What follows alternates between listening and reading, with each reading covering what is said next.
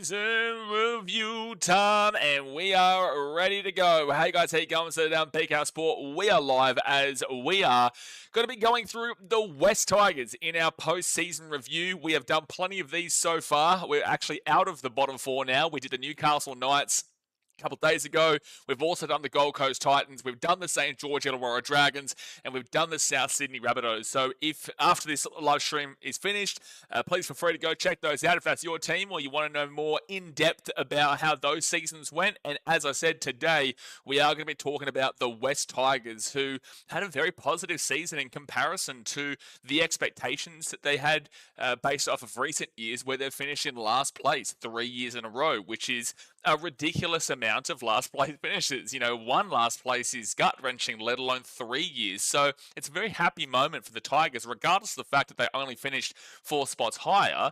This is a very positive season in their mindset because they were able to not only avoid the wooden spoon, but also the bottom four, which is what I actually said pre-season as well. Although I did tip this team to come in 17th position, I did dictate that on the basis in my pre-season video that until they go and prove it that they're not going to be in last position, I can't take them away from a spot they've held their own for 3 years' time.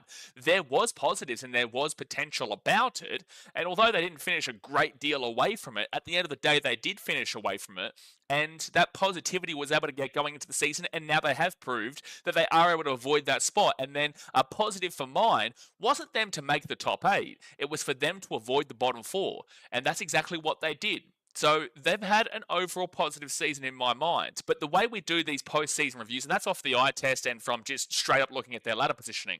But today, as we do with our post-season reviews, we're looking at their ladder with their points scored this year, points against, their points differential, plus also their home and away record, and we'll be comparing a lot with teams in their similar position over the recent 5-year span, plus also we'll be comparing it with their specific performances across the last 5-year span since 2021. We'll also be talking about player movements coming into this year in 2025, players they're losing, and then next year who they're gaining, which can hopefully benefit them to keep on getting out of this development stage, moving through this development stage, and producing a team that can genuinely make the top 8 for the first time since 2011. There's a lot of chatter in regards to the future here for the Tigers if they are able to, make this a sustainable future and actually keep producing to get out of not only the bottom 4 and the wooden spoon, but to put them back into contention range for a top 8 spot for the first time in a very long time. So we'll be talking about all things that. Plus, we'll be going over our thoughts on their team and the players that they do have. We'll talk about their contract situation. Actually, do I have that open?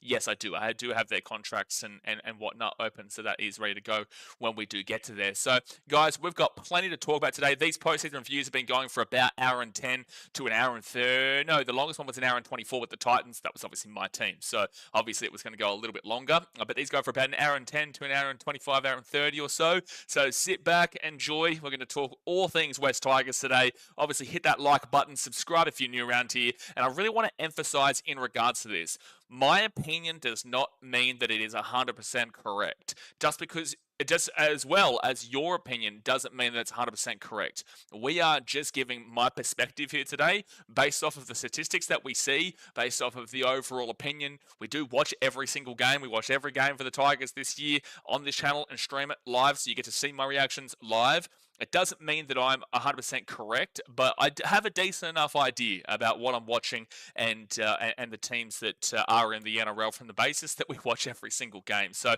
please don't get offended if it's not necessarily what you want to hear. I am just giving an outsider's perspective on what we see from what we're going to be going over today. So like I said, thumbs up, subscribe. We'll see if there's anybody in the chat early doors here to get us rocking. Also, don't forget, I uploaded a new video to BKRtravel, so if you want to go check that out of India Culture Shock, then please feel free to in the pinned comment. Condor says, as a Tigers fan, I'm giving us a 6 out of 10, much improved, but loads of room for improvement. Look, I think a 6 out of 10 is a massive improvement already. That is a positive regardless, because they would have received a 0 out of 10 the last 3 years in a row. There is no positivity in a wooden spoon season. When we reviewed the Newcastle Knights, who finished in last place this year, well, there was no positivity to go across there. So you have to go with a 0 out of 10. So anything above a 5 is a success. And like I said, pre-season, I did tip them in 17th on the basis that they need to prove that despite the player signings and whatnot, that they can actually get out of that spoon position, which they have. But we have seen in recent years where they've made signings, they've made changes, it hasn't necessarily panned out. They got a great player in Api Saikoro-Wisau, they had a fantastic player in Dream Buller Explode, but yet they would still finish in last place. So my mindset at the time, speaking in hindsight, I was obviously wrong, but my mindset at the time was, I need you to show me it before I can back it. And I did say that at the time as well. So look, I'm very happy that they've been able to go and prove that and to get out of it. But there is also a little bit of context where, like, for example, yesterday we spoke about this, where the South Sydney Rabbitohs this year had 275 injuries across collective games together. 275. They had the most amount of injuries in the entirety of the competition. We all know that. It's a broken record at this point. But the West Tigers actually had the least amount of injuries across the entirety of the competition by a significant portion. You know, the Knights were in a very similar position to them. The Titans had about 50 more collective games injured than the Tigers. The Dragons, I think, had a similar amount to the Titans there. So, like, the Tigers benefited greatly as well from the lack of injuries that they did have throughout the season, which is a little bit of a concern. They still finish on the exact same amount of points as the Rabbitohs, just, you know, separating by that points differential there. But, you know, that's a very niche thing to even specifically talk about. However, it just means that the Tigers, from that stat, if they get injuries, like to key players like the Rabbitohs did, well, they're not going to be finishing in fourth last like where the Rabbitohs did, but they're probably going to be finishing down there where the Knights and Titans are. So I think that it's a real testament to the way that this club has been able to keep their players fit and healthy across the season in comparison to the Rabbitohs, who have had a little bit of injuries concerns over the years, same with the Roosters and whatnot, but the Roosters clearly have the depth and the culture that has put them up into the top 8 regardless, and they're at least around the top 8 even in those really, really tough years. Right, so it is a testament that their health and conditioning is able to actually keep the players healthy on the field. Acidic says, "G'day Blaze, love these streams. Appreciate you, man. Appreciate you for always tuning in. But I think it's time we do rock and roll in regards to our conversation." Ooh, is that light going to be annoying for me? That sun has just come in. Geez, I looked up at the sun and it has blinded me a little bit. No, I think we'll be all right. All right, so let's get into our ladder review here for this season. So the Tigers, obviously, they did finish in 13th position on 24 points, which was equal with the South Sydney Rabbitohs. So they were equal with the bottom 4, but their points differential was better at minus 135 compared to the minus 181. So they were 6 points clear of the Titans and the Knights, who finished there on equal last. So that's 3 extra wins. The Tigers had 9 wins and 15 losses, comparably to the 2 teams down there in second last and last, which was 6 wins and 18 losses. And the reason why this is an important statistic to measure is because of the recent years where they finished in last, and then also where they finished in last, and even in 2021 where they still finished in 4th last, right? So this is actually still even an improvement on that year back then. Actually, yes it is, because they've got 1 extra win. They were in 8 and now they had 9 this year. So they have actually at least improved on that as well. It's just that the reason why these points are different is because there weren't the same amount of buys, because the Dolphins weren't in 2021. So overall, 3 extra wins here. And I'm going to reference this to their recent years. So 2024, the Tigers had 6 wins, which is exactly what the Knights and Titans had this year. So 6 wins. So they've improved by 3 wins on last year. They've improved by 5 wins. 5 wins on 2023, where they only had 4 wins in total, which is crazy. And even the Dragons had only 5 there, but 4 wins in total. And then you go back to 2022, where they had 4 wins in total again. So at the very minimum, you can actually even look at last year being a relative positive, showing an upwards trajectory, where they've gone from 4 wins to 4 wins to 6 wins to 9 wins. So there is a common ground there into a positive, into another positive, and even though they finished with a spoon in 2024, they still had 2 more wins than their previous 2 years, and then they've obviously gone into having 3 more wins here. So since 2 years ago, they've increased by 5 wins, and then if we go back to 2021, they had 8 wins, which was just that 1 win extra, right? So again, across their last 4 seasons, they have constantly, well, they've gone from 8 to 4 and then 4 and then 6 and then 9. So they did drop down, but then it's been a constant upheaval upwards. So that is a very big positive, that it's not just a 1 year kind of deal in regards to that trajectory, because you could easily just say, compare the 9 wins and to last year and say it's an improvement, but it was an improvement last year from the previous 2 years to then an extra improvement this year. So I think that's a key thing to focus on there. Now we go across here to the points for, which is 420. No, that's Rabbitohs, sorry, 477, which is not fantastic. So the Tigers this year weren't necessarily an attacking team, regardless of the fact that most of their players were fit for the majority of the season. The Tigers did still struggle with the attack. The only teams that were better than here were the Newcastle Knights. They were worse off than the Dragons and Titans. They were better than the Rabbitohs, and that's it. So the Tigers finished with the third worst attack in the competition. Yeah, the third worst attack in the competition in 2025, which is a little bit of a question mark there. A little bit of a question mark. With that being said, I'm sure it'll improve on previous years, but I don't think if we go back and have a look at the stats now, that there's not a significant amount to really improve upon to get to 477, because third last in attack and 477 is just simply not many points. If you compare it to last year, they had 463. So they had an extra 3 wins on last year, but their attack only improved by 14 points this year from 463 to 477. So that's a bit strange there. It shows that their attack hasn't necessarily been moving forward. It has technically moved forward by 14 points, but it hasn't really progressed from last year overall, where their 463 was the worst attack in the competition. They have improved to the third worst attack in the competition, but it is only by 14 points there. And 477 last year would have still finished them in last position for attack. So their attack isn't improving from 2024. If we go back to 2023, they had 385. So there is a significant increase. And as we saw with the win stat of 4 to 6 to 9, they're now at 385 to 463 to 477.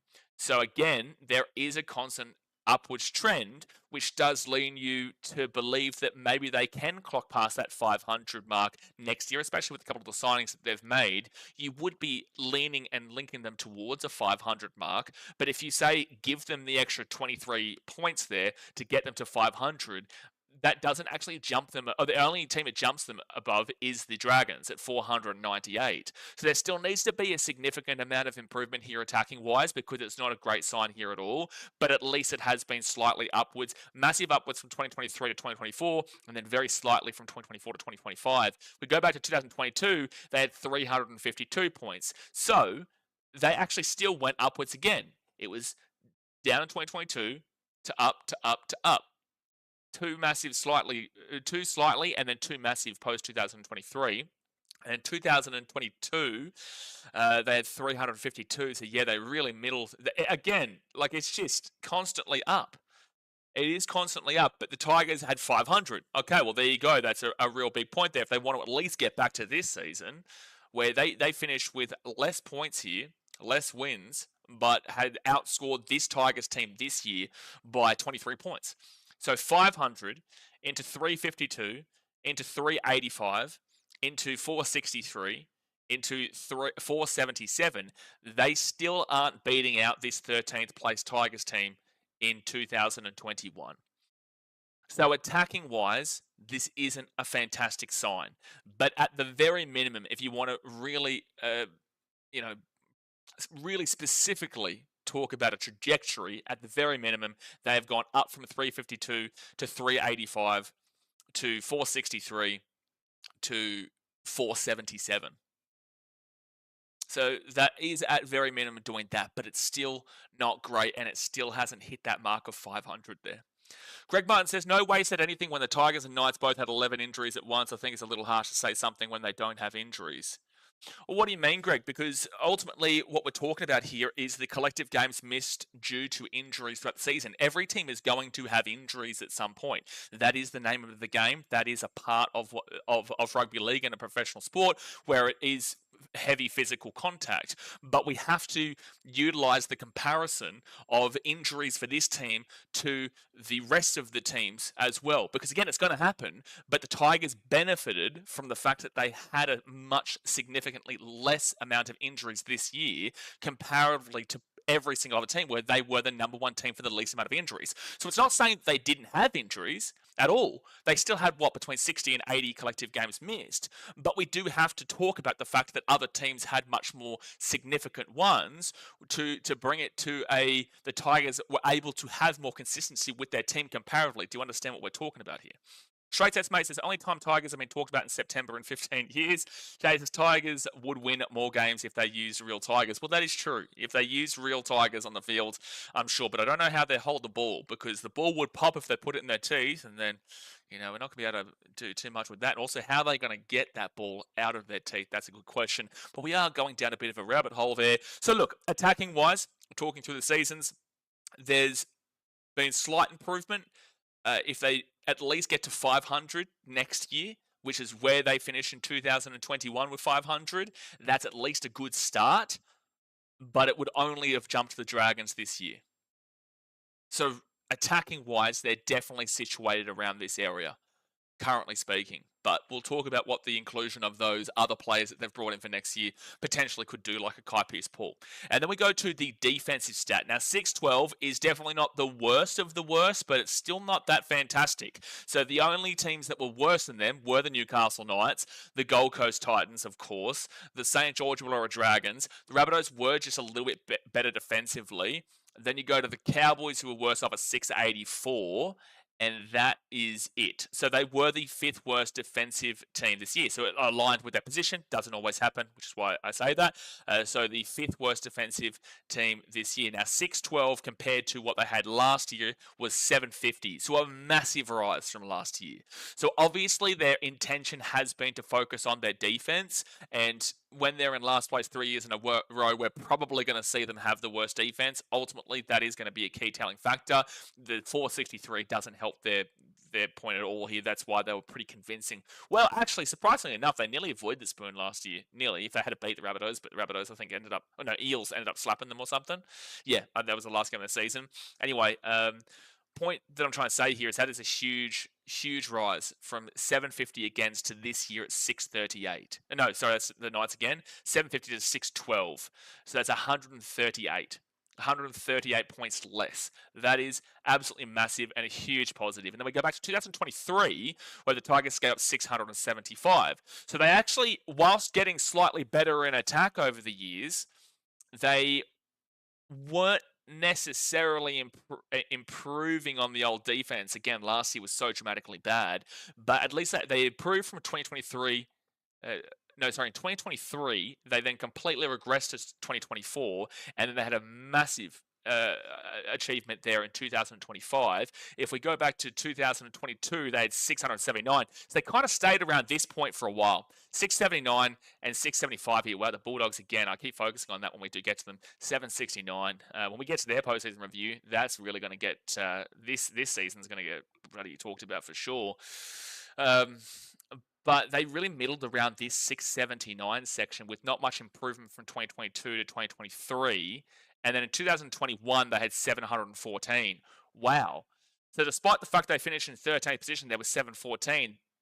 That was a worse defense than the following 2 years where they finished in last place. They finished in 4th last, but they had that much better attack than the following 2 years. They dropped off completely in attack, but got a decent bit better in defense, funnily enough. So this is a really awkward one to talk about here. There is an obscure, out of the last 5 years, there is very clearly an obscure number, which is the 612, which shows, hopefully, a big rise in focus at this club directed at that specific stat, because all of these are relatively around that mark of, 750 is another outlier to be fair, but 675, 679, and 714. So anywhere, on the upwards of 675 to 750 is what they've had over the last 4 years. So they've shaved off a dramatic amount of points there. So defensively, that is a good sign. It is a good sign of such a significant rise. If they can bring this down, if they can try and shave off about 62 points, like you've got to remember, if we go to one of their games this year, when they were playing quite well at the beginning and then maybe the early mid part of the season, then they lost this game. Like, for example, they won this game here 34 to 28, and then they lost 64 to nil. If they don't lose that game 64 to nil, if you can shave off that absolutely dramatic, because there's no massive loss like that for the most part this season. Like, yeah, sure, there was a 36 to 2 here against the Panthers, and there was, a couple of big results against them.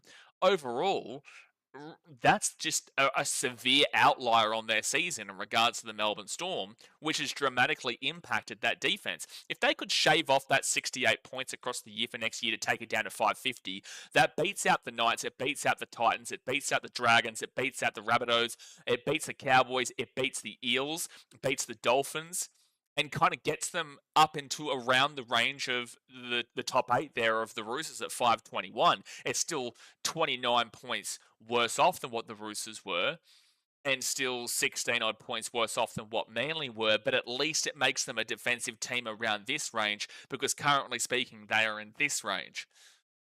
So whilst there's still a lot of improvement needed, that is a good sign that they are going in the right direction defensively. It's just that this sign is not a huge dramatic rise potential. It's more about kind of clocking slowly, and if they kept going on the same trajectory of recent years, 14 better than there, and then 100 better than there, at least it's up, but it's not enough to kind of prove that. So defensively speaking, I do like the positivity.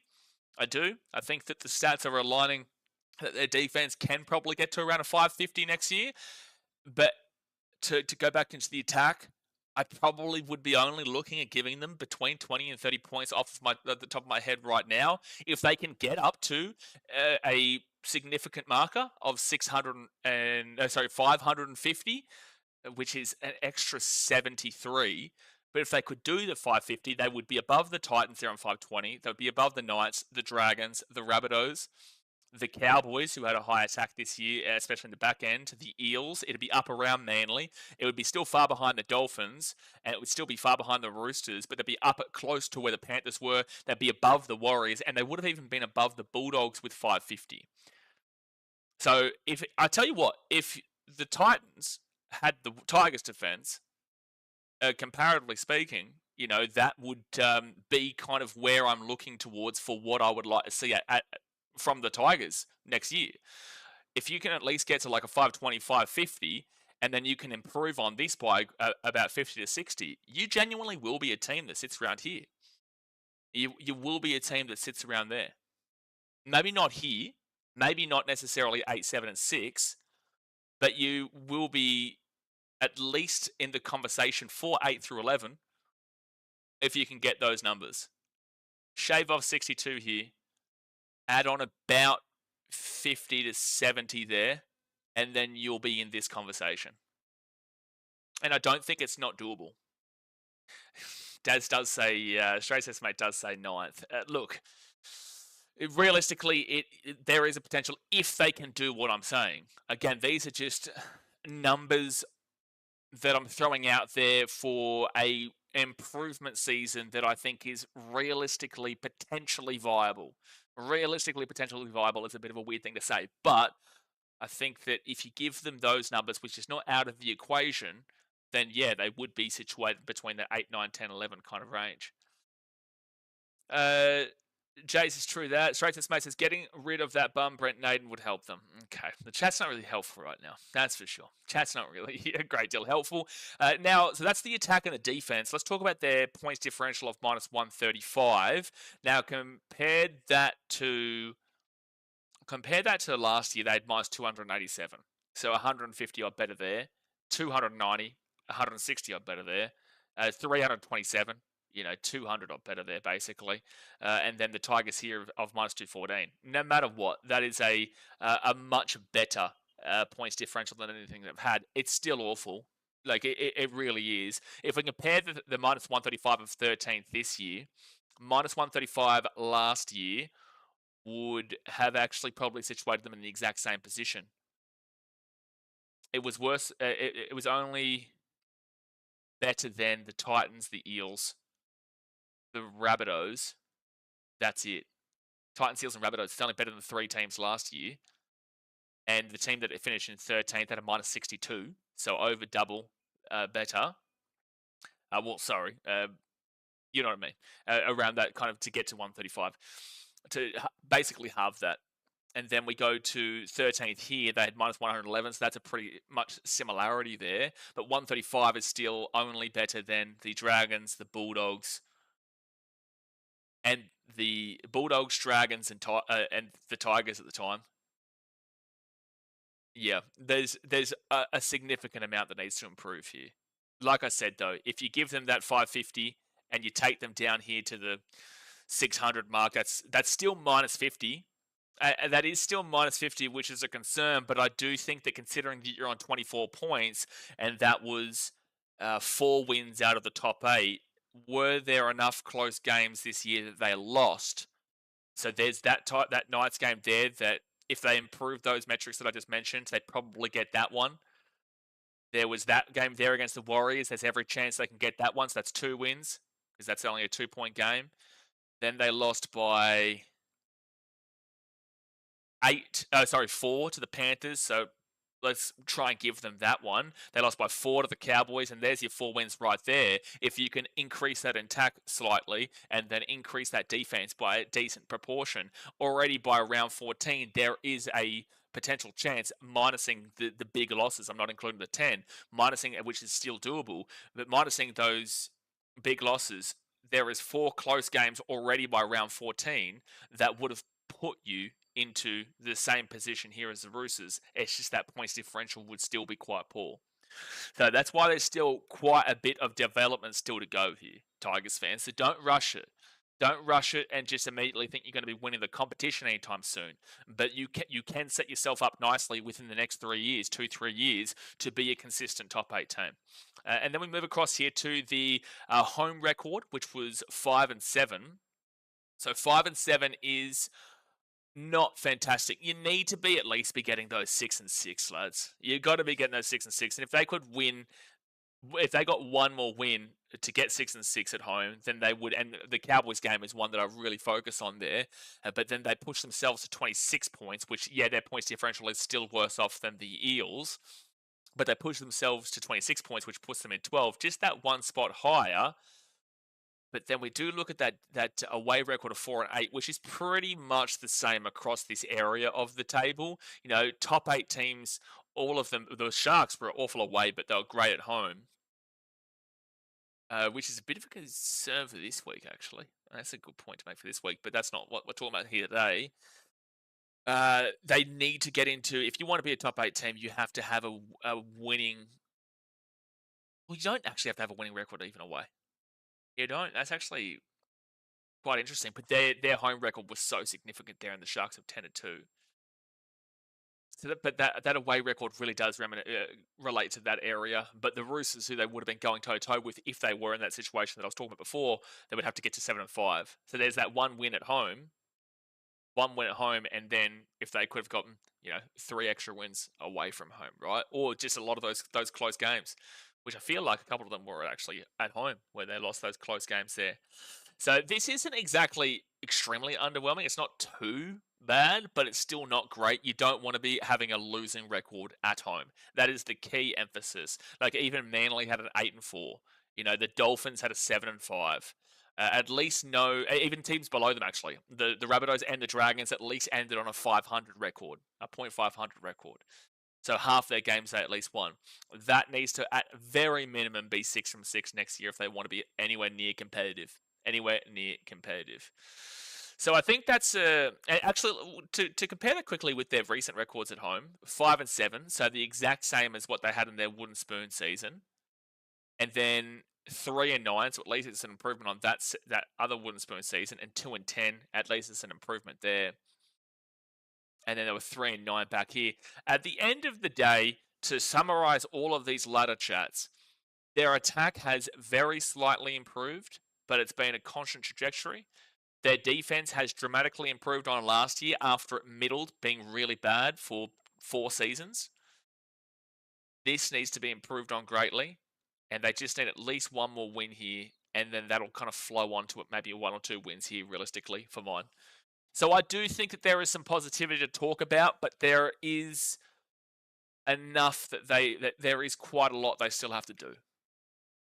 But overall, it's very interesting that we are actually even having a conversation about the Tigers potentially being in this area next year, if all things go to plan. If all things go to plan, right now I am looking around that 8 through 11 range.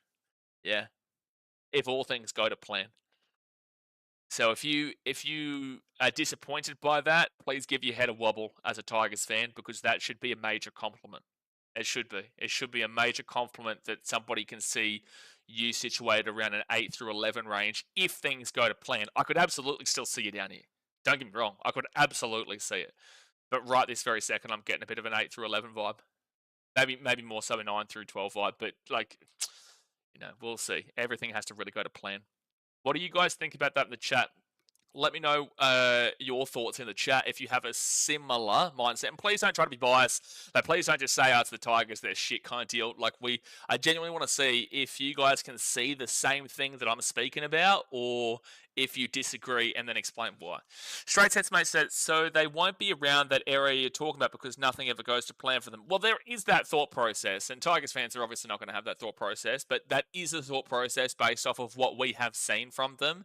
But the positive that you have to remember is that regardless, this is an improved season. There has been a constant trajectory, even through their poor seasons where they won the spoon, that they still were improving slightly in specific statistics, and then they just had this decent enough rise, a really good rise in defense, just a very slightly rise in attack, which has put them here. I think there's enough conversation here to put them to there, but that is a valid discussion point too. It doesn't usually go right for them, but the same thing goes here for the Knights in a lot of ways, the Titans in a lot of ways, a lot of these teams. And at the end of the day, sport is sport. Things will change at some point. Jace, there's not much went to plan for most teams. Not much went to plan for most teams this season, being a weird season. Yeah, that is correct. Yeah, not much did go to plan for most teams, and that is what's going to happen. At the end of the day, there needs to be a team that finishes in 9th. There has to be a team that finishes in 17th. Regardless, like, you can actually play, like, to compare this, that's 9 wins for 13th here. Oh, we'll go have a look here, 2024. In 2024, 9 wins would have actually got them into the exact same position. It's not always like this. That's why I'm still looking at this. In 13th, it was 9 wins as well. Actually, it's been pretty consistent in this area. This changes a lot in regards to the spoon area, but 13th is pretty consistently at 9 wins. So the last 3 seasons has been 9 wins. 2022, it was 7 wins for that position. That's minusing a team of the Dolphins, mind you. That's why I'm saying 5th last. It was 7 wins. And then 2021 for 5th last was 8 wins. So they actually would have finished in 11th this year based off of the 9 wins marker, and would have only been 1 win out of the top 8. But that was a very disappointing year for the top 8, where these 2 teams were absolute melons. And one of those 2 teams is my team, but they had -3, they had -143, and this team had a losing damn well record and had to rely on these 2 teams to lose. So anyway, that's going off on a complete different tangent there. But there is enough science here for the Tigers, in my opinion. Joseph says, with another preseason as a group, I could see them being around the 6 to 9 position. Well, 6 is a bit much for me, Joseph. I would love for you to explain. Please explain to me how you've got them in 6. 6 means that you've got, that means you've got one of the Sharks, Broncos, Warriors, Bulldogs, Storm, and Raiders to be worse off than the Tigers next year. That's not even including the Panthers. That's not even including the Roosters. Not even including the Dolphins. Manly. Sorry, I got to go to round 27 here. That's not include, like, when you say top 6, which team out of these teams are dropping out of the top 6? And then with that, you need to go past Cowboys, Eels, Manly, Dolphins, Roosters, and Panthers. That's 6 teams there. So you believe the Tigers have the potential with that to go above teams like So let's assume that your immediate thought is the Warriors drop out, right? Because I feel like that'll be a pretty consistent thought from people in this offseason. So let's assume you drop the Warriors out and you put the Tigers above them. Okay, so you've now put them into sixth position. So you still think the Tigers are better than the Panthers, who are in the preliminary final right now, recently beat the Tigers 36-2 and potentially could win their fifth premierships in a row? I don't think so. Do you think they'd be better than the Roosters? Yeah, sure, they lose no minor to Wasay, but a lot of people, including myself, had them bottom four this season. They just consistently know how to get it done. If Sam Walker's not injured, that team's still going to be up and around this area. Do I have the Tigers better than them right this very second? Absolutely not. I think the Dolphins have plenty of attack in them. No defense. It'll be interesting to see how maybe I could see you putting them above them next year. I could see that world. I could see a world where Manly, you could put them above them. Right this very second with the form the Eels have been showing and the positivity that's going on in Parramatta, I don't know if I could put the Tigers above the Eels right now. I could put the Tigers above the Cowboys, though. So the teams that I'd be looking to potentially look towards putting them above would be the Cowboys, would be potentially Manly, but that's a very risky one. They've got Jamal Fogarty coming in, and Cherry Evans going out, but we'll see. I still think they've got a bit more of a talented roster overall from Manly, but I don't believe in Anthony Seibold. I can see a world that you do put them above the Dolphins, to be gracious. I can't see these two teams going below. And then to give you the Warriors, that's 4 extra positions. That goes from 12 to 11 to 10 to 9 to exactly what I was talking about. So I'd love, and again, I'm not saying you're wrong. It's just my perspective, and I'm asking for your perspective because I'd like to understand which teams you could see them jumping to put them into that. Again, I know it's a ceiling prediction for you. You've put a ceiling prediction of them in 6th, but I think that's very ambitious. I think it's very, very ambitious. Joe says not 2-6 between have them finishing, not top 6 between have them finishing 6, 7, or 8, 9. Yeah, I get what you're saying, but you are saying finishing 6, 7, 8, or 9. So that's top 6. That's top 6, bro. That would have them here. So what I'm asking you is, out of the teams that I've just mentioned there, for you to justify putting them into potentially 6th or even putting them into 7th, you still need to include 2 extra teams that I can't see. Those teams being Panthers, Roosters, and Eels. You need at least 2 of those teams to drop below the Tigers to put them into that position up there. Ultimately speaking, I would give you maybe the Eels, but how are you justifying these 2 teams? Straight Test Mate says Broncos could drop a little, not too much, but depending if Hunt and Reynolds retire. Well, that's just not happening. But that's also a massive drop from 15 wins. They're on 9 wins. That'd be a massive swing. I think that's I don't know about that one. I don't know about that one. Not that I wouldn't love to see it, but I don't know about that one, man. So anyway, Joseph, I'll wait for you to give me the answer in regards to the teams that you believe that the Tigers would be able to jump above from the conversation I just mentioned. But all right, let's move now into the players side. Let's go 2025 here. So in 2025... their gains were Jerome Luai from the Panthers, Sunia Taruva from the Panthers, Jarrell Skelton from the Bulldogs, Royce Hunt from the Cronulla Sharks, Jack Bird from the Dragons, Terrell May from the Roosters, and Taylor May from the Panthers. This is a home run hit. This is a home run right here. That is an absolute home run of 2025 gains. Because pretty much all of them have big names. Jack Bird would be the worst signing of the lot here, not based off of the fact that he's a bad player, but he's not the player that he was when he was at the Cronulla Sharks and winning the premiership. A much different player now.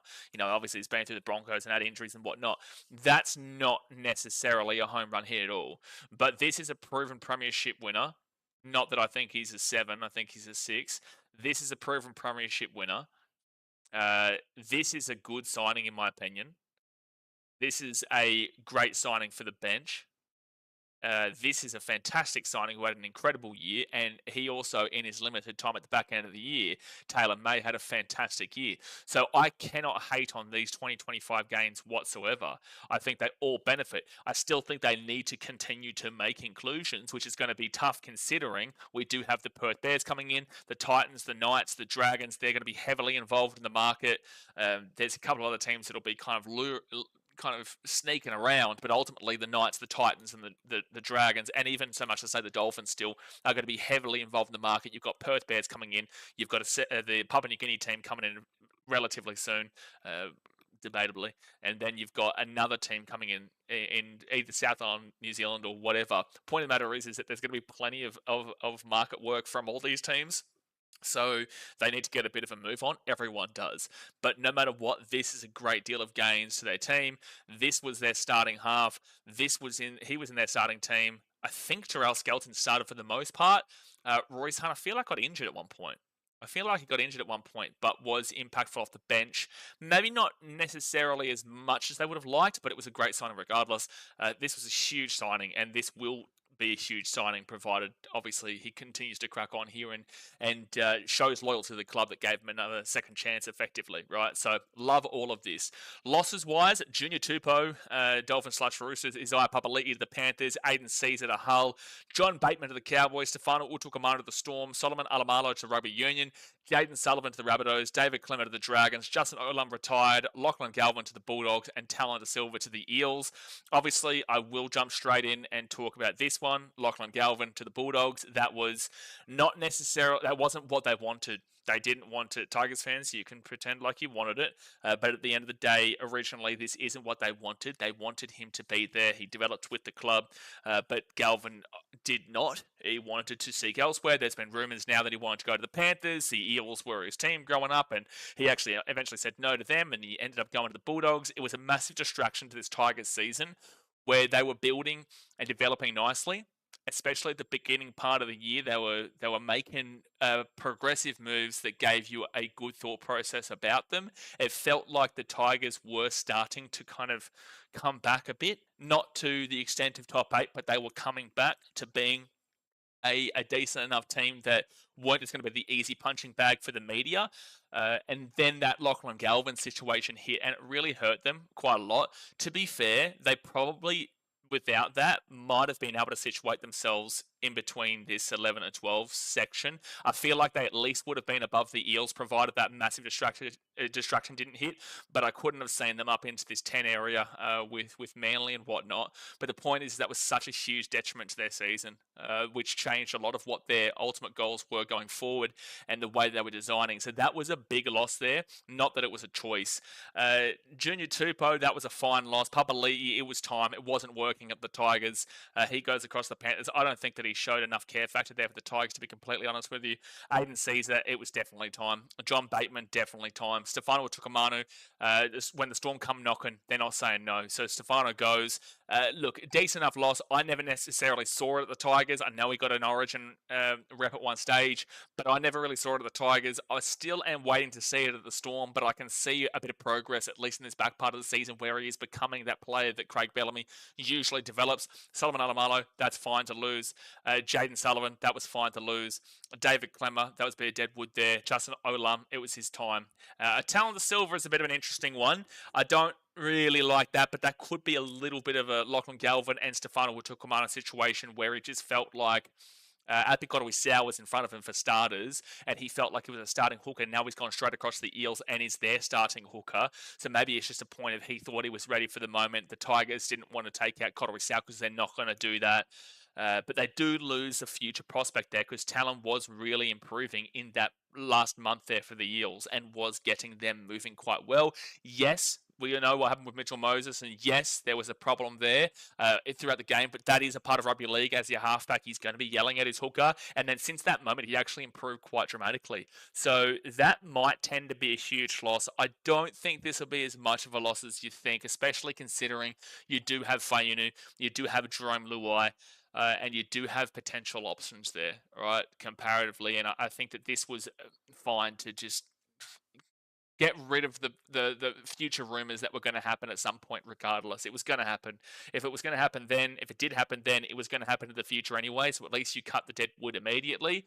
Not that it was your choice, but at least that's been done with now, and you can move on to the future, because if that had happened all season long, like if he wasn't signed until, after the season finished, well, then you would have just developed a half for another club throughout this season and not been able to really establish the halves that you're looking to play in guys like Latufanu, in guys like Jerome Luai.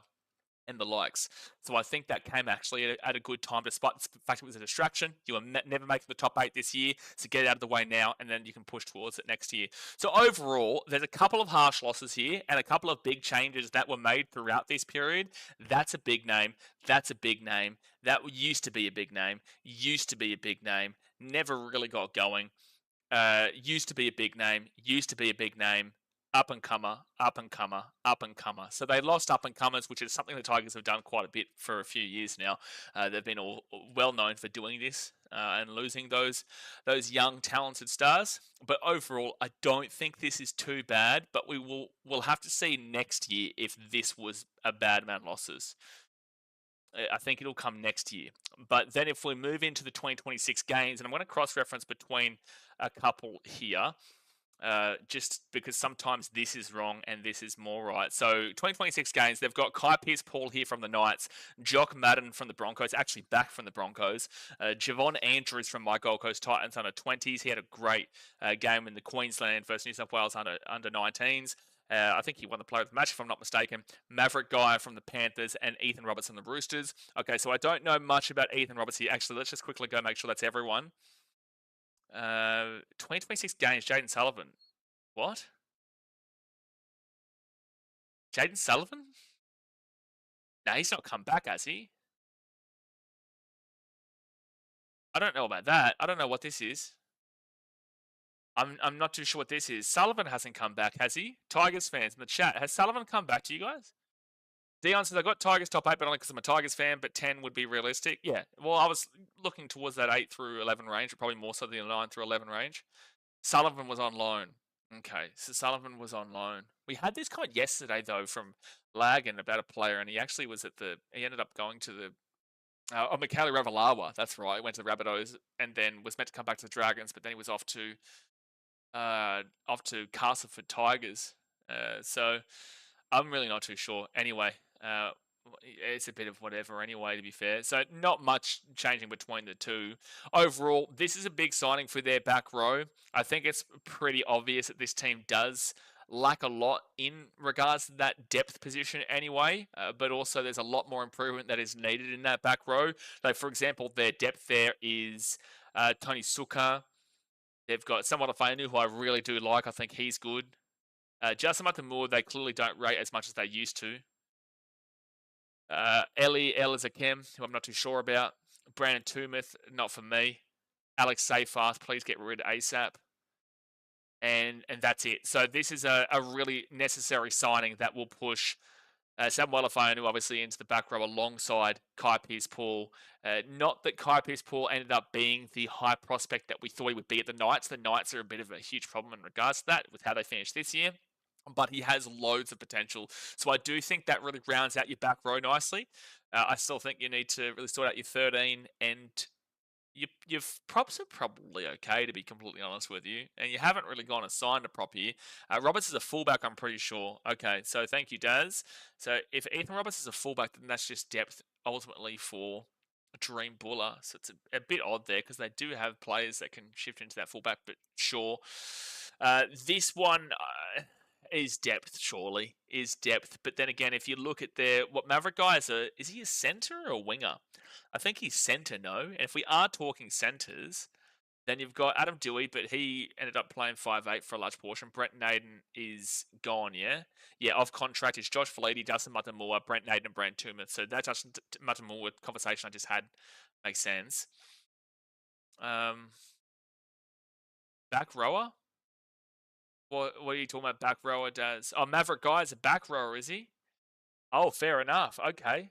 Geez, that's how much I know about Mav. I know he played a couple of games at max at the Panthers, but nothing that really shone. So Maverick Guy, okay, well, that's definitely depth then.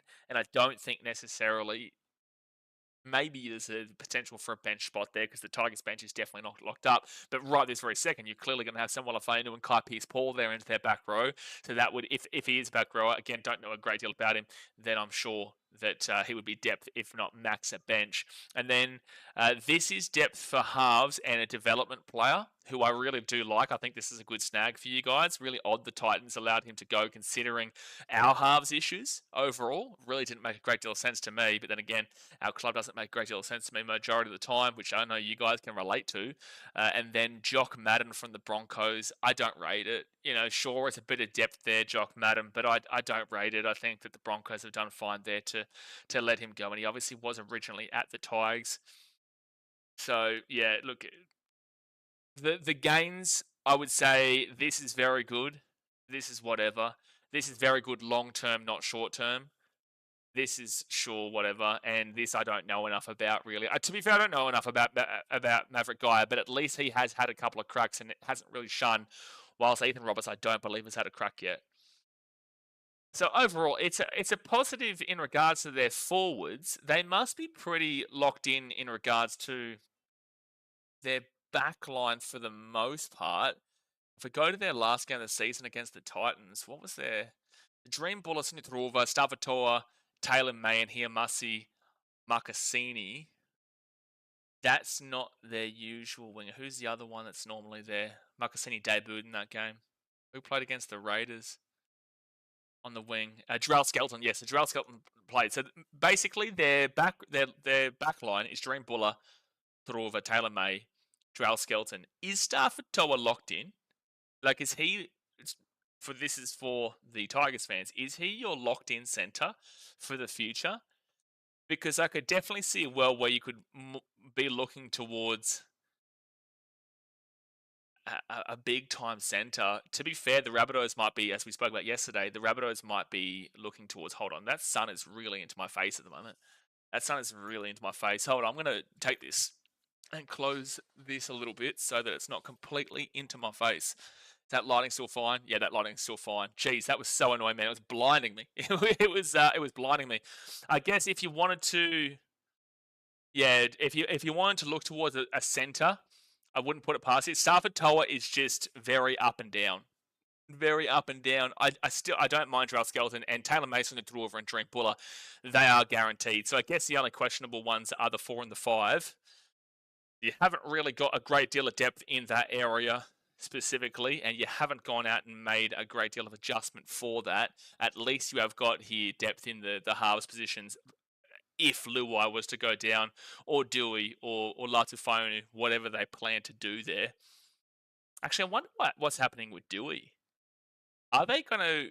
I know Dewey was there for a majority, but I'm sure in the 5/8, but... Because I think Jerome Luai was 7 for the most part, yeah? Go back to round 17 here in the middle of the season. So, well, Apicot, Sow, and Latufonu. Geez, that's a rough one to have clicked on out of all places. Let's go round 19. Team list. Luai and Latufonu. I swear Dewey, did he end up just playing centre? Or was it because Latufonu got injured? That's right. I think Latufonu got injured and then Dewey ended up coming into the 5/8 now in this Titans game, maybe. Oh, I just clicked on an ad. That always happens. Luai, Latufonu, maybe not. Maybe it must be the game after that. Maybe it was during that game, though. And then Panthers game. Why do I feel like Dewey played a lot of the... So obviously he didn't. Obviously he didn't. Yeah, Ludark Fox Mav is an alright player, but nothing too much upside to him. Is there a reason why I've got this thought process that Dewey played a bit of 5/8 this year? And Tigers fans really got around him? I think he started a game at 7, or maybe that one might be it. Yeah, there we go. He started this game here against Manly. So it's right about Manly, which is the opposite one. Adam Dewey there at halfback. But no, ultimately, it's pretty clear that if Latufonu, I know he's the 14 here, Latufonu is their 7. I'm really glad that Fonu is coming on as that 7 because it means that they do have to force Luai into the 6. Because Latufonu isn't a 6 and Luai for mine isn't a 7. So Latufonu 7, Luai 6. I guess Latu is more of a 6 than Luai is a 7. But with him coming on as the player that they were expecting, then that means that they do have to keep Luai in his actual position of 5'8", rather than him wanting to lead the team, which I don't think is the way. I do not think that Jerome Luai is a directional leader of the play. I think he's very experienced in what he does, but a 6 and a 7 for mine, despite the fact that people will argue for the fact that those two positions are very similar, they may be similar, but there are completely different roles between the two players. Between the two positions. Joseph says, going back on my other comment, have Tigers beating out Cowboys, Eels, Warriors, Dolphins, and Manly for the 8 again. Think next season will be like this season, very close, and Dewey be playing lock. Okay, does that put them there, though? Cowboys, Eels, Warriors, Dolphins, and Manly. Geez, that's very ambitious. Yeah, okay, so you've got them. Well, that's 8th position. Yeah, Cowboys, Eels, Manly, Dolphins, and Warriors. Yeah, so that puts them into 8th position. So ultimately, again, though, to resurface kind of what you said, you put them as a ceiling of here. So the ceiling of here, what right now I feel like this is your ceiling. I feel like you've got a similar mindset to what I have. There is a potential from 8 through anywhere below, but 8 through 11 is what I'm looking at right now, potentially 8 through 12, and I think that is my ceiling. But your ceiling is here. So I think you're misunderstanding me. So what I'm saying is, if you've got a ceiling of here, what two teams out with the Panthers and the Roosters, or the Sharks, Broncos, Storm and Raiders, and the Bulldogs, what two teams out of that bunch do you have the Tigers as a ceiling beating out? So well and good to put them in 8th, because I've got them in a similar area potentially, if all things go to plan. If all things go to plan, and that's assuming teams like the Rabbitohs don't jump them from above, who have a very good potential to have a very good year next year, based off what our conversation was yesterday. You need to come up with two teams for your ceiling out of the Raiders, the Storm, the Bulldogs, the Broncos, the Sharks, the Panthers, and the Roosters for your ceiling. Otherwise, your ceiling is 8th. Your ceiling is 8th otherwise. Do you understand what I'm saying now? That's kind of what I'm actually trying to get at you with. Straight Sets Mate says he has played 5'8" in previous years. Lou Darkfire said, I think he started game of 7. They put Adam at 14.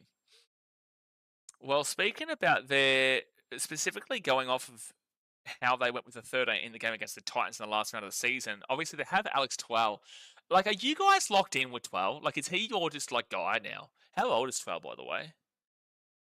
He is 96. So what? He's 29. Damn, I thought he was a little bit older. He's only 29. Do you feel like you're getting enough out of him as a 13, though?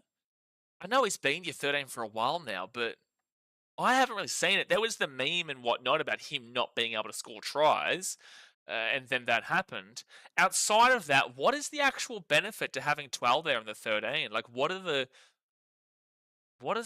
real kind of benefits there? 2025 season, he had 23 appearances, obviously no tries, 37 tackle breaks, average hit-ups of 10.9, 7.5, 35. His tackle efficiency was very good, to be fair. 97.5% is very good. Tackles made 709. 709 across 23 games. Average running meters of 91. To be fair, the stats aren't too bad. Maybe I'm just not seeing it. Those stats across his season this year weren't actually too bad. But then again, you're locked in for that. Don't even talk to me about Alex Seyfarth and putting him to 13. Don't even think about it. Don't even think about that. So like potentially you could put him there. Potentially, it's a bit of a drastic change, but you could potentially look at it. Straight Sets Mate says 12 is a cold hero. They won't get rid of him. Yeah, but Mark Nichols was out of the Rabbitohs and they got rid of him to the Dolphins. And I guess same thing goes with Mark Nichols now from the Dolphins leaving. So the exact same mentality did leave the Rabbitohs. Lee Darkfire says no way he's underperforming. Are you saying he's underperforming, or are you saying no way he's underperforming? Like, you need to utilize grammar there, bro, because otherwise I could read that in two completely different opposite ways. Are you saying that no way to keep him as the 13 because he's underperforming, or are you saying no way is he underperforming? He's actually doing well. Do you see why you need grammar there, bro? You need grammar to help me out with that one, man. But yeah, contractually, actually, let's go across to their development list here. Alex Lobb. I've heard that name before. Tristan Hope, I've heard that name. Charlie Murray, I've heard that name. I have heard of Ethan Roberts before. I just don't know anything about really. Haven't heard Will Craig. I've heard Ruben Porter. Is he Cook Islands? I feel like Ruben Porter is. I could be completely wrong. Lachlan Porter, I've never heard of. So not too sure about that development list overall. Now we go to their contracts. They've got Alex Seyfarth is locked in until 2028. Wow. Lou Darkface is like he's been good. Yeah, that's what I was saying in regards to the stats. Like I didn't think on the eye test how great he'd been there in that 13, but those stats that we just saw there show that I can understand why his position has been validated. Those stats have validated his position there, especially with that defensive stat, and that is what we spoke about early doors, where they finished with 612. If they can improve that 550, it's a huge going there that gets them into around this top 8 conversation. But yeah, with Alex Twell's defense, yeah, you're not complaining with that. So it validated the position. Actually, while we're here, let's have a look at Alex Seyfarth just to see if I'm completely misunderstanding this one as well. So 2025 season, 21 appearances, 4 tries, whatever, 3 line breaks, 1 assist, offload 17, tackle efficiency is like it's fine. 93% is still solid enough. It's still good. It's not quite the Alex 12 of 97.5%. 712 tackles made though. 65 running meters, 1,374. I do not give a shit about fantasy stats. Anyone who argues NRL and sport over fantasy stats, you're off your rocker. The only thing it would lean towards would be maybe potentially NFL, but NFL fantasy is also dependent on what scoring type your league is. Yeah, Seyfarth for mine, not really. But then again, like 93% is nothing to really scoff over. I would like better there, but where do you put him? You know, with the signing now of Kai Pearce-Paul, where do you ultimately put Alex Seyfarth? Because he's not starting in the prop. I guess you put him into the bench, but then, okay, what's the point of Maverick Guys signing there? Because Terrell May is going to be there alongside, I feel like Fanua Pole, for the most part, is your front rower, because Royce Hunt isn't an 80-minute front rower. But in regards to the contracts, 2028 for Seyfarth is very interesting. Appy Kotowai-South, love that. How old is Appy? Appy's got to be getting on now.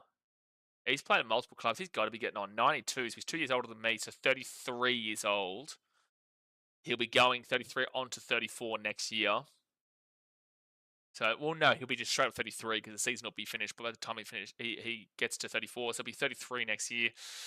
You do have to start considering your future.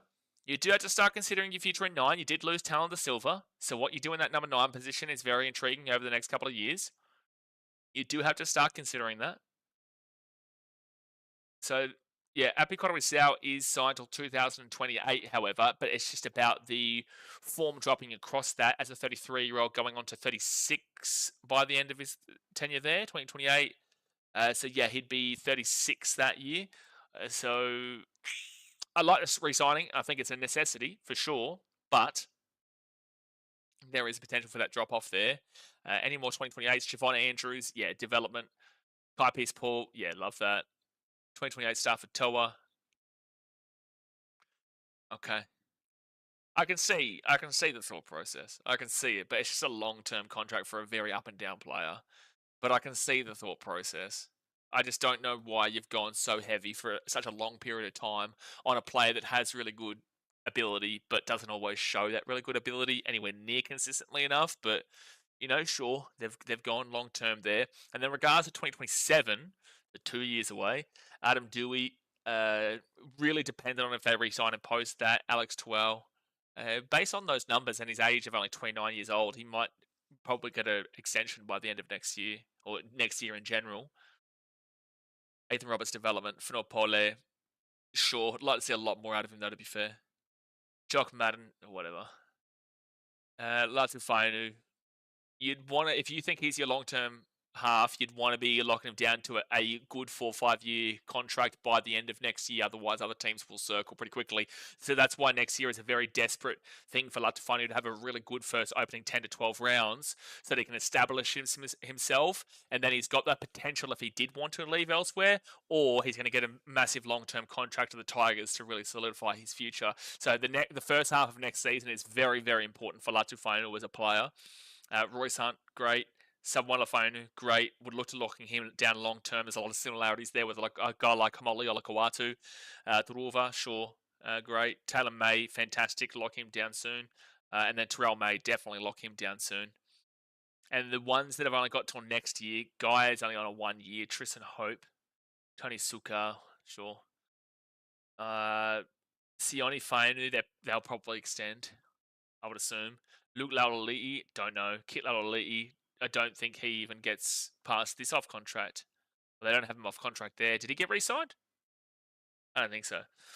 Justin Martin Moore, they've let him go. Josh Felitti, they've let him go. Joel Skelton next year. Oh, well, I guess early next year is when he's really going to have to... Unless, did they get a re-signing here? Did they re-sign him? No, they haven't signed him for a long-termer. They haven't come in for that.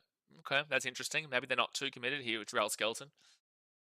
This will be a re-sign. There's no way Luai leaves. I don't think there's any way Dream Buller leaves, especially with the explosion of fullbacks across the competition. Who else? Who's really going to come in there? Who needs a fullback? Manly doesn't. Titans don't.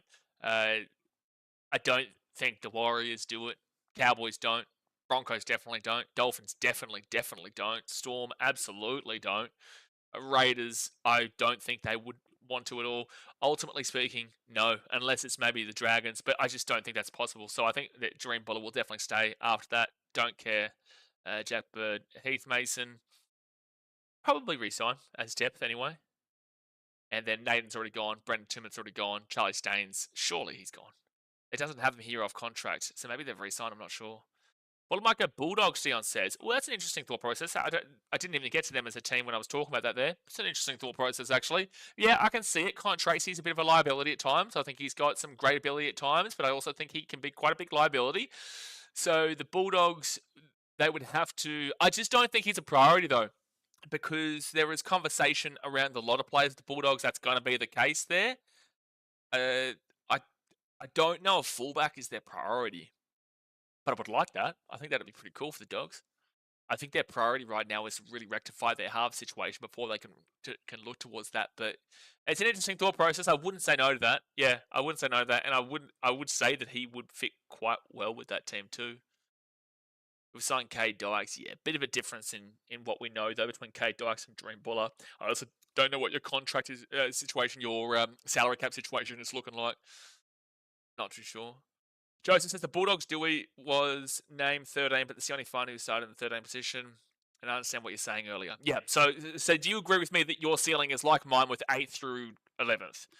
8th through 11th, but you obviously, I feel like you're a Tigers fan. You're more so leaning towards the 8 marker. I think you've just basically said to me that you wouldn't put him above those other teams, so that's why you probably have your ceiling as 8th. Lagan says, I know I said this earlier, but NRL players' profile has the actual age number and not the date of birth. Okay, where? Oh, true. Yeah, fair enough. I keep looking at their date of birth. Yeah, you're right. Yeah. Well, thanks for letting me know that. I thought you were just confirming what I was already doing in regards to the date of birth thing. That's why I didn't really focus too heavily on it.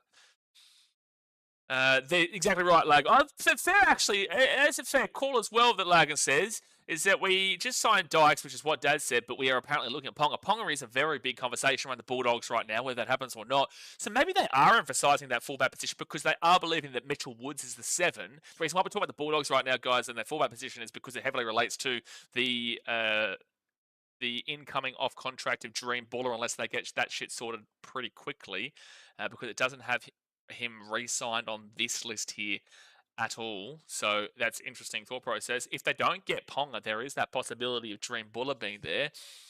But I guess if they are looking potentially at the opportunity of Ponga, then that means that they are looking at the fullback position instead of Colin Tracy. And Dream Buller is an upgrade on Colin Tracy. Obviously, Kalen Ponga is an upgrade on both of them. But if they couldn't get Ponga, then Dream Buller is available now. Oh, November 1st, isn't it? I think November 1st is the time when you can start speaking. Correct? I think so. Resign Jack Bird, extra 3 years ASAP. You're lucky you don't get timed out. Down to the bottom, like Bulldogs. Yeah, now I'm starting to think that Buller is an option there. You're a Sharks fan, Joseph. Okay, fair enough. Jerome Luai signed in 2029, but there's exit clauses in his contract. The next one is 2026. Okay, well, that makes sense why when we did the Titans one, Tino only was until 2027. Because I know he's till 2035, but there are exit clauses and whatnot, so that's why they didn't have the inclusion. Yeah, that makes sense. He's not leaving. He'll stay for sure. There'd be no point. He's already proven it with premierships. This is like a, and this is no disrespect to Tigers. I'm not meaning to say this to disrespect you, but this is like a community project for him where he wants to be the guy to take this team from the bottom to the top. He's already won the premierships with the Panthers. He took them from not the bottom, but the midway to downwards area from the Panthers to the top, and now he wants to do it with the Tigers. So you're a bit of a community project, and I'm not meaning to say that offensively. It is just the way that I can explain that to the best of my ability. The Bulldogs fans don't really want him though. Who, Buller or Ponga? Well, Ponga's a lot of Bulldogs fans are going to be New South Wales fans. They're going to hate him for that, and then they're going to jump onto the bandwagon of other people who say that. It's like if you look at the statistics for Ponga, if you look at who Ponga is as a player and what he provides around a very good team, like you're looking at the Knights. If you're looking at Ponga at the Knights and the Knights right now, you know, everyone's going to be off him. But if you're looking at him when the Knights made the top 8, he was dragging them a lot of the time into that top 8. When he has a good place around him for Queensland, he usually absolutely kills it. Not always, but that's also a team issue as well with Queensland at points too. Ponga is an exceptional player. Ponga is an exceptional player. We love Tracy. I've seen people skewing. On socials with Tracy. Anyway, we'll talk about the Bulldogs more so later on.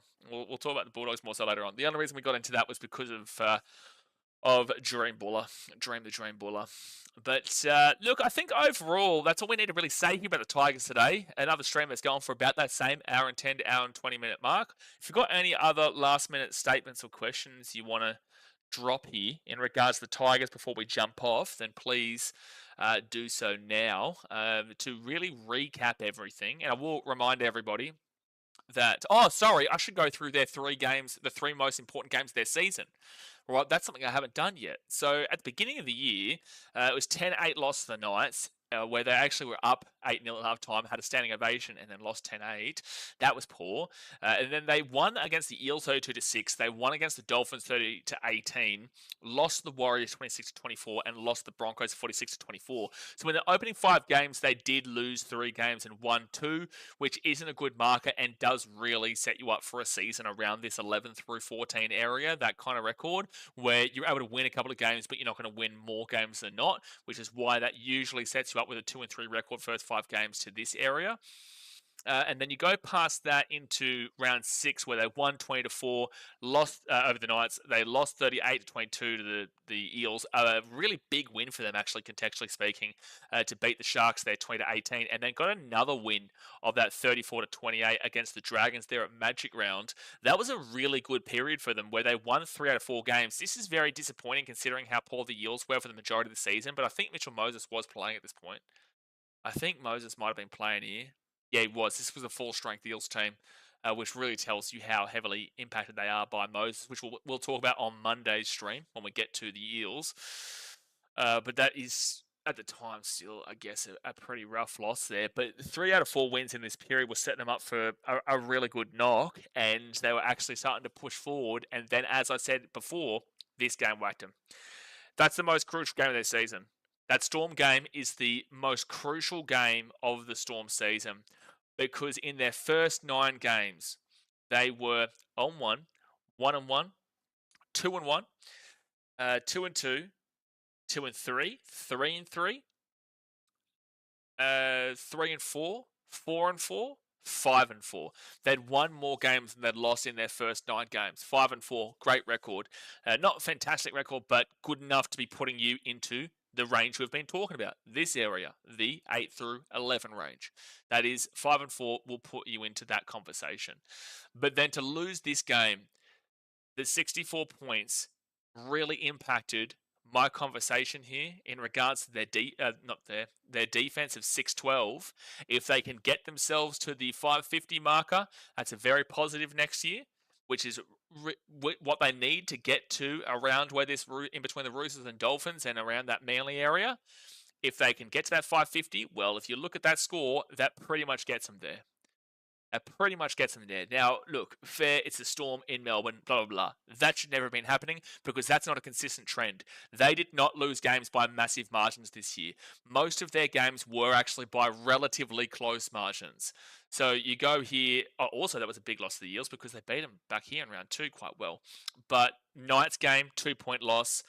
Warriors game 2-point loss. 18 points is not a massive loss in the sorry, that's actually 22 points. That's a big loss, to be fair. Let's remove that. This isn't a huge dramatic one because that is 16. That is 16. But like this is still like a reasonably big loss. Like it's a big loss, but it's reasonable. This one isn't. Is there anything else that kind of aligns with that? 36-2, I think, is the only one. 34-14 is not great, but 36-2 would be the only other really big score of 34 points. But 64-0 is so dramatically obscure in their season that's really what I look at as being the crusher blow to any high aspirations the Tigers had. They then go and lose to the Rabbitohs 22-12, have the bye. They then go and lose to the Cowboys 32-28. They then go and lose to the Panthers 18-14. They then have the bye. They lose to the Raiders 16-12. They lose to Manly 28-10. Then finally beat the Roosters 28-30 in a very close game there. But they had a 5-4 record going into that Storm game. They then get punched in the mouth, and then they go and lose 1, 2, 3, 4, 5 games in a row. 5 games in a row post that Storm won. Storm fans, you smashed their season. That's not just an individual game. You killed their season right there. Like, you killed any positivity they had. They shouldn't be losing this game with their aspirations. Probably shouldn't have been losing this game considering their aspirations. Had to come back in that game too by a big margin. I think the Panthers had their Origin players out here, yeah? No, this was an Origin team. That was a full strength team. So that's impressive, but they still lost it. And this wasn't too bad, but they still lost it. So that Storm game is so impactful. And then you go, they finally get a win against the Roosters 30-28. And then they go back to losing 34-14 and get a pretty lucky win here. They didn't look too good, but they still were able to beat a Titans team that was 17th at the time. So maybe a little bit of positivity coming forward there, but then they still go and lose 36-2 to the Panthers. They go and beat the Dogs 28-14. Very impressive win, that one. 26-12 win over Manly. A loss again. Is that the same score? 34-28 to the Cowboys? Oh, 32-28. It was just 2 points less for the Cowboys. Otherwise, it would be the exact same score. And then lost the Raiders 24-10, and then they obviously died in the arse in this game when they were up 28-12 at halftime against the Titans. Titans had something to play for, came back and won 36-28. So look, the 3 games that I would say directly reflects the Tigers season.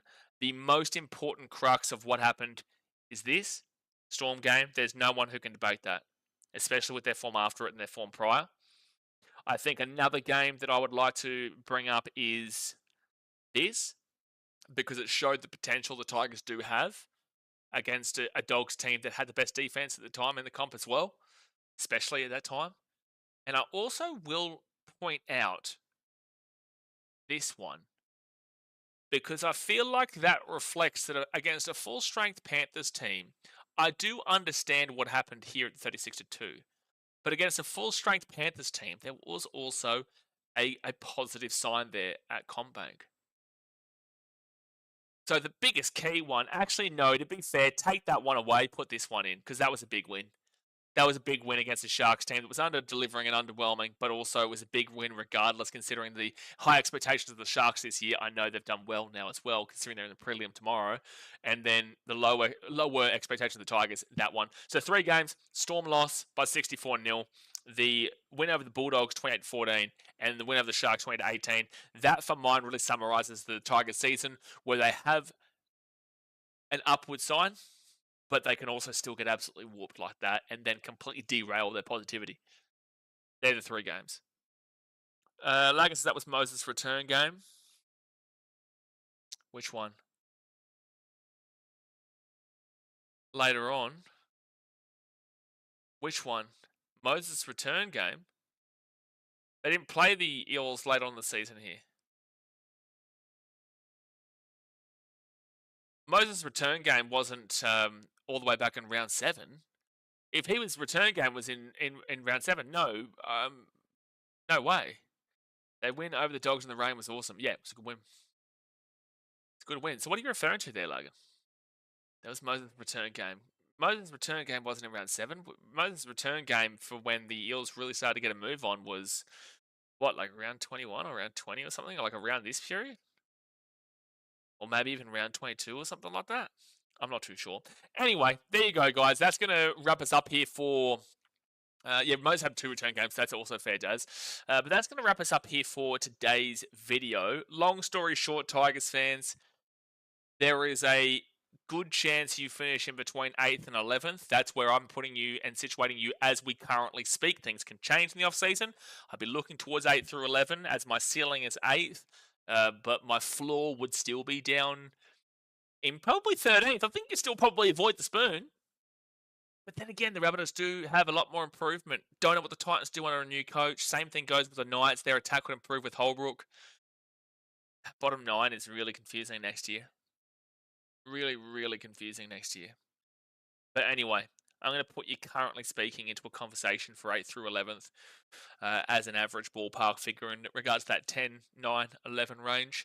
But I hope you guys have enjoyed. Obviously, hit that like button and subscribe. Tomorrow, we will not be doing a post-season review because we'll be live for the big old damn well game here between the Melbourne Storm and the Cronulla Sharks. That's going to be absolutely massive. We will be live for that one tomorrow.